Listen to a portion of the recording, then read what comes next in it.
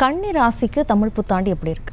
கன்னி ராசி உத்திரம் 2, 3, 4ஆம் பாதம், அஸ்தம், சித்திரை 1, 2 ஆகிய நட்சத்திரங்கள் அடங்கிய ராசி கன்னி ராசி. புதனின் ராசியில் பிறந்தவங்க நல்ல அறிவாளி, பலருக்கு வழிகாட்டியாக விளங்கக்கூடிய நபராக இயற்கையிலே இருப்பாங்க.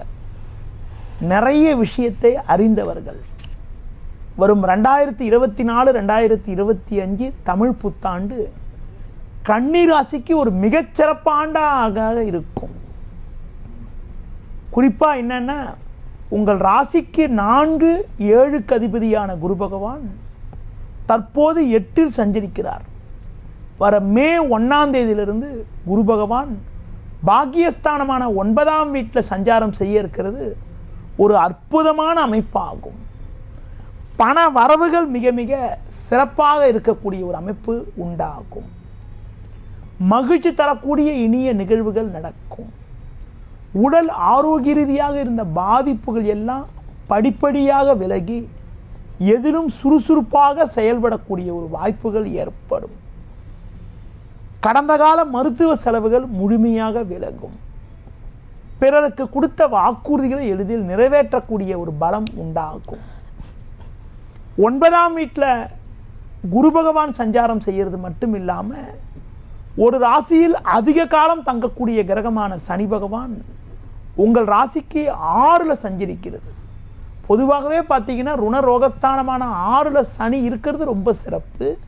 உங்கள் ராசி புதன் அதிபதிக்கு நட்பு கிரகமான சனி பகவான், ராசியாதிபதி புதனுக்கு நட்பு கிரகமான சனி பகவான் 6ல் ஆட்சி பெற்று சஞ்சாரம் செய்வதும் 9ல் குரு சஞ்சரிப்பதாலும் தொழில் வியாபாரத்தில் அதிகப்படியான லாபங்கள். அடுத்து பார்த்தீங்கன்னா தொழில் அபிவிருத்திக்காக மேற்கொள்ளக்கூடிய முயற்சிகள் வெற்றி தரக்கூடிய அமைப்புகள், புதிய தொழில் தொடங்கக்கூடிய ஒரு வாய்ப்புகள், வெளியூர் மூலமாக அனுகூலங்கள், வேலைக்கு செல்பவர்களுக்கு பதவி உயர்வுகள், கடந்த கால வேலை பளு குறைந்து ஒரு சுமூகமான நிலையெல்லாம் உண்டாகும். வெளியூர் மூலமாக வெளி மாநிலங்கள் மூலமாக ஒரு நல்ல செய்தி கிடைக்கக்கூடிய ஒரு வாய்ப்பு எல்லாம் உண்டாகும். நீண்ட நாட்களாக அசையும் அசையா சொத்துக்களில் முதலீடு செய்ய வேண்டும் என்ற எண்ணத்தோடு இருந்தீங்க. இப்போ புதிதாக ஒரு வீடு வாங்கக்கூடிய ஒரு வாய்ப்புகளும், ஒரு சிலர் பூமி மனை வாங்கக்கூடிய ஒரு அதிர்ஷ்டத்தையும் அடைவார்கள். மனைவி பிள்ளைகள் விரும்பியதை வாங்கி தரக்கூடிய யோகமானது உண்டாகும். அடுத்து பார்த்தீங்கன்றால் கடன் பிரச்சனைகள் குறையும். கொடுத்த வாக்குறுதிகளை எளிதில் நிறைவேற்றக்கூடிய ஒரு பலம் உண்டாகும்.